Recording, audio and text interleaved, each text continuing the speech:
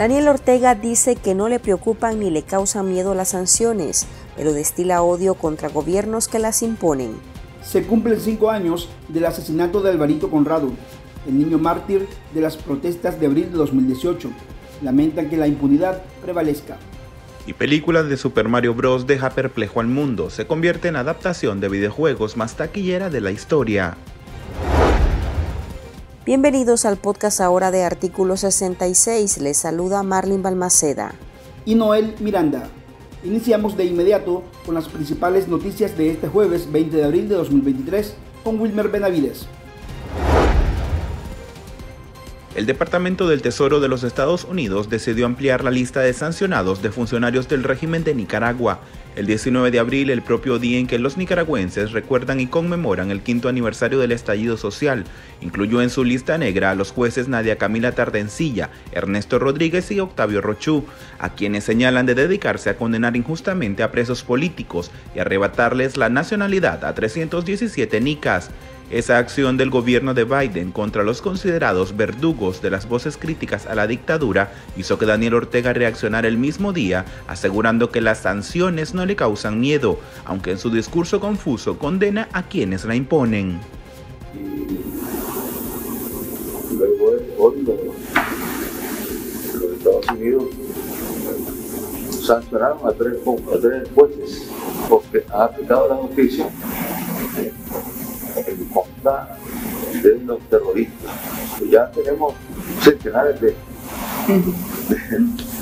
compañeros funcionarios de Estado sancionados.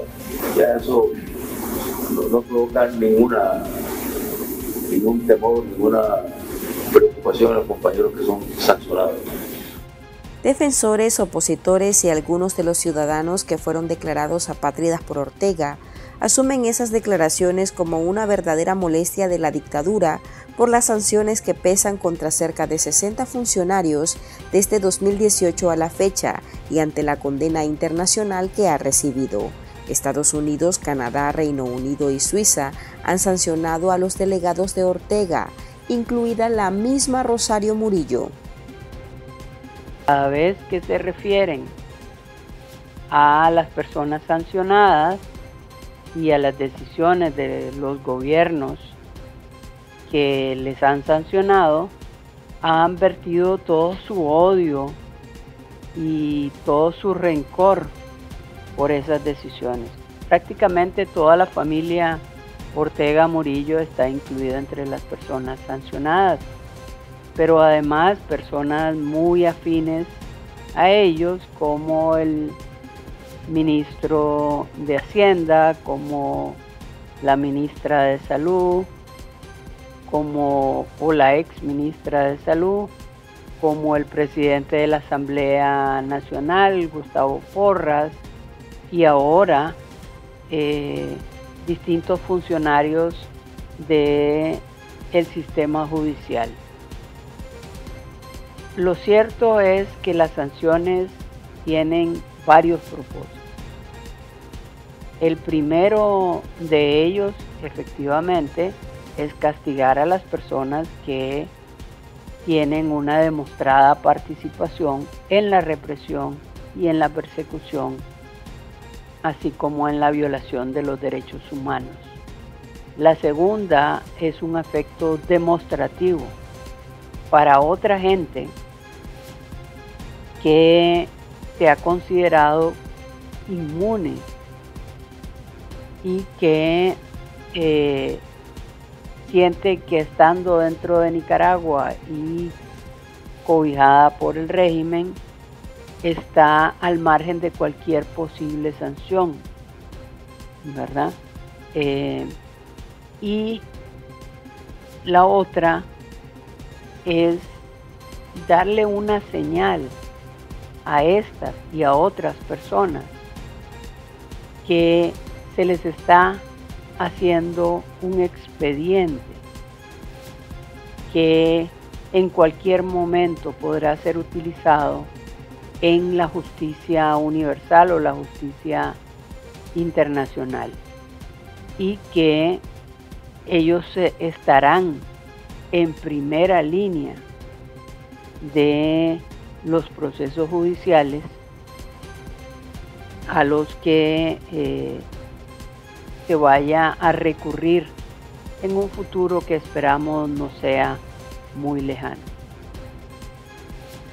Las declaraciones de Ortega siempre son contradictorias.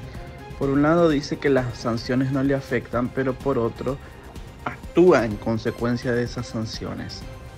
Ya lo hemos visto remover ministros, ya lo hemos visto remover funcionarios del Estado de alta graduación, ya lo hemos visto realizar todas aquellas acciones que evidentemente demuestran que sí le afectan.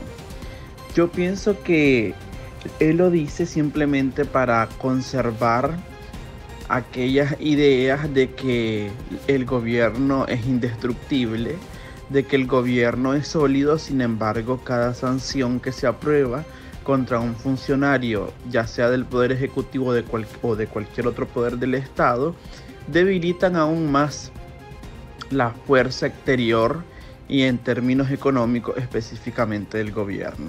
A mí me parece al menos justo que hayan sancionado a estos magistrados que hicieron sufrir tanto a los presos políticos y a las personas que arbitrariamente y en un acto que desconoce los principios del derecho internacional se les despojó de su nacionalidad.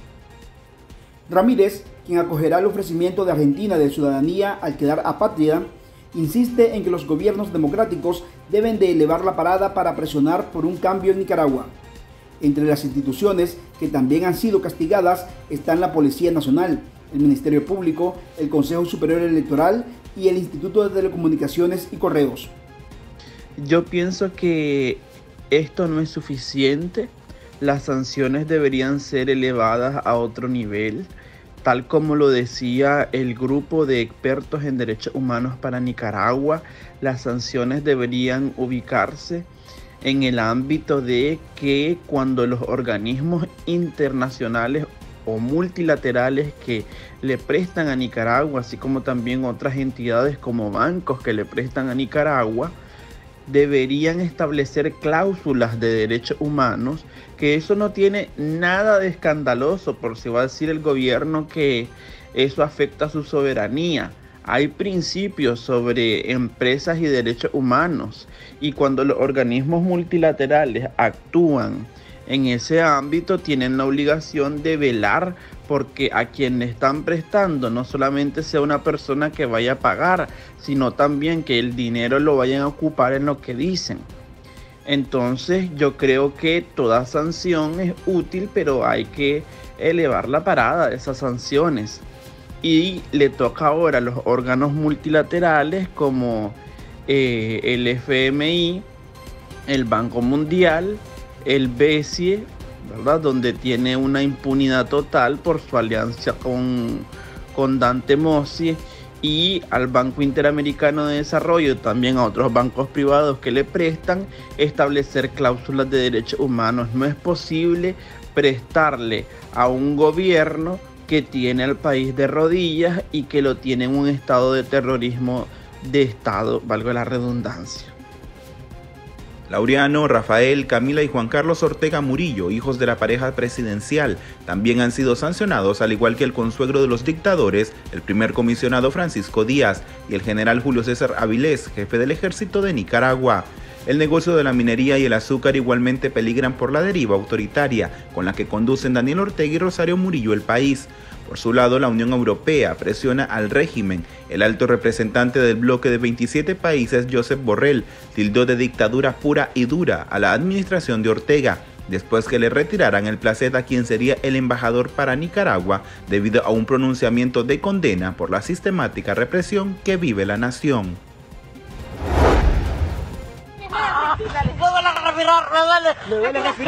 Tranquilo. Este 20 de abril se cumplen 5 años del asesinato de Alvarito Conrado, convertido en niño mártir. El adolescente fue el primer menor de edad fallecido en las protestas cívicas de 2018. El entonces estudiante del Colegio Loyola fue a llevar agua a los jóvenes que se manifestaban en las cercanías de Catedral de Managua y la UNI contra el régimen, pero recibió un impacto de bala por parte de un francotirador. El crimen de Alvarito sigue impune, al igual que los otros 354 asesinatos reportados en ese contexto. La frase "me duele respirar" se ha convertido en un símbolo de lucha cívica contra la dictadura. El defensor de derechos humanos reconoce que han sido años difíciles, sobre todo para quienes lloran a sus víctimas. Resalta el nivel de violencia desatada por el Estado, pero enfatiza en la constante denuncia nacional que no se apaga por los crímenes de lesa humanidad. Porque hay resistencia, sigue la represión. Y que pareciera tener más miedo es la tiranía, porque obviamente tienen mucho que perder. Nosotros tenemos quizá a la mano que nos priven de la vida, nos priven de nuestra libertad, como lo hicieron ya. Por eso son responsables de crímenes de lesa humanidad. Pero ellos, entre hablando de los miedos, ellos están desatados, y también ellos, es el escenario de ellos, de perder el poder, ¿verdad? No lo conciben. ¿Por qué? Y por eso ellos fueron con todo contra el país. Fueron con todo, y los defensores, las defensoras de derechos humanos no son la excepción.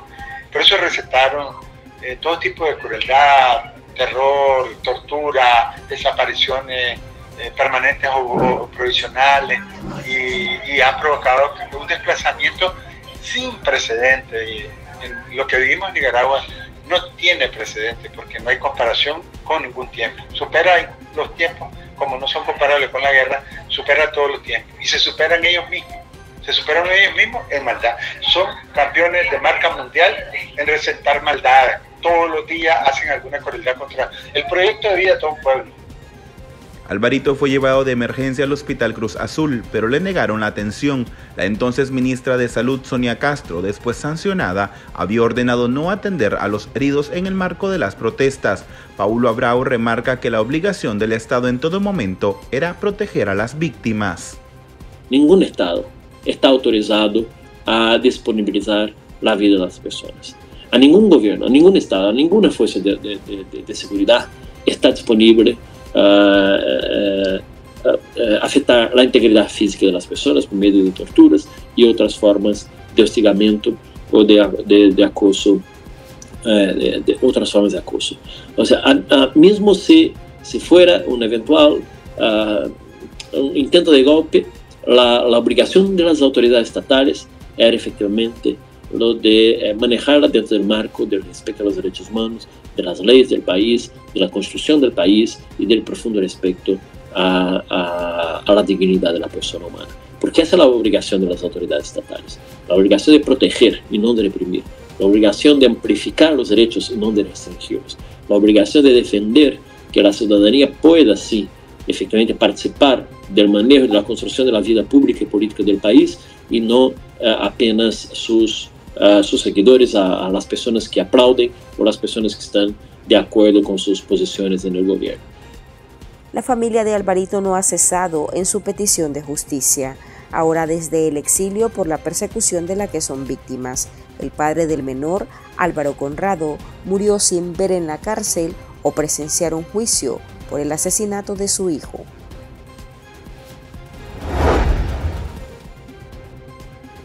El fontanero más famoso, Mario Bros, sigue sorprendiendo al mundo al convertirse en la película animada más taquillera de la historia, y eso que aún no se ha estrenado en Japón. En cuestión de semanas, el éxito de Super Mario Bros. Ha recaudado en taquilla más de 678 millones de dólares, y el mercado norteamericano es el que más ha enloquecido con la peli. El filme animado basado en el icónico personaje de videojuegos se ha posicionado por 2 fines de semana consecutivos como la más demandada en Estados Unidos. Los números hablan por sí solos, llegó a los 87 millones de dólares, ubicándose como el mejor debut para una secuela animada. Según los cálculos, la película superó el 1.000.000 de espectadores, lo cual se ha convertido en un triunfo para Aaron Horvath y Michelle Jelenic, sus directores, al lograr que los famosos personajes del juego de Nintendo lograran ese récord. La película llegó a las carteleras el 6 de abril. Mario y Luigi enloquecieron a los seguidores del séptimo arte e igualmente le dieron más fuerza a la distribuidora del Films, Universal Pictures. Super Mario destronó a Warcraft, El Origen, y logró ser la mejor cinta animada en su segundo fin de semana en Estados Unidos, al superar a Frozen 2, que recaudó 85.9 millones de dólares en 2019, pero Mario ya alcanza más de 87 millones. La película relata la vida de los famosos plomeros del videojuego, que son arrastrados por un tubo enigmático fuera de su mundo. Mario cae en el reino champiñón y va en busca de la princesa Peach para que le ayude a rescatar a Luigi, arrastrado al mundo de las tinieblas que gobierna Bowser. Super Mario Bros., la película presenta escenas divertidas y varias referencias al videojuego, con el que crecieron al menos 4 generaciones. Y estas son otras noticias que usted también debería saber hoy. El dictador de Nicaragua, Daniel Ortega, justificó la invasión militar rusa a Ucrania al afirmar que el régimen de Vladimir Putin está librando una batalla por la paz. Las declaraciones llegaron después de una reunión que sostuvo el canciller moscovita Sergei Lavrov en Managua con el caudillo sandinista. Ortega sostuvo que las acciones violentas que emprende Rusia desde hace 14 meses contra Ucrania es contra los fascistas, los nazis, que hace 16 años dieron golpe de estado ahí en Ucrania, se internaron ahí y son los hijos de Hitler los que están ahí gobernando. El dictador nicaragüense colocó al régimen ruso como una víctima de la Organización del Tratado del Atlántico Norte, al indicar que está acosando a Rusia, rodeándola de más armas, de más bases. Ante la condena internacional, Putin y Ortega se han respaldado mutuamente. Ambos son señalados como responsables de crímenes de lesa humanidad. La vicedictadora de Nicaragua, Rosario Murillo, atacó otra vez a la Iglesia Católica, sus sacerdotes y obispos, un día después que Ortega arremetiera hasta con San Juan Pablo II. En su letanía de mediodía, la vocera del régimen aseguró que en 2018 los curas sonaban las campanas de las iglesias como anuncio para que salieran los vándalos a matar. Aunque la realidad es que ese mecanismo la iglesia lo empleó como señal de alarma cuando la policía y paramilitares perpetraban ataques en diversos departamentos del país contra ciudadanos que protestaban contra la dictadura. Con el anuncio, la población se resguardaba, pero pese a ello, la violencia del Estado se cobró 355 víctimas mortales. Este jueves se cumplen 5 años de la quema de Radio Darío en el departamento de León, luego que el 20 de abril de 2018 la emisora fuera reducida a cenizas por fanáticos orteguistas, según denuncia de Aníbal Toruño, director de la emisora. El ataque ocurrió durante las protestas sociales contra el régimen de Ortega. En ese contexto, el asedio e intimidación en contra de los trabajadores, periodistas y su director continuó hasta que el Estado ordenó cerrar la radio en agosto de 2022. A los ataques en contra de la radioemisora se sumó el reciente despojo de la nacionalidad de Toruño, así como la confiscación de sus bienes. Pese a ello, celebran que continúan informando y venciendo la censura que quiere imponer el régimen. En el marco del 5º aniversario de la rebelión cívica de abril 2018, la policía orteguista se ha encargado de secuestrar a más opositores.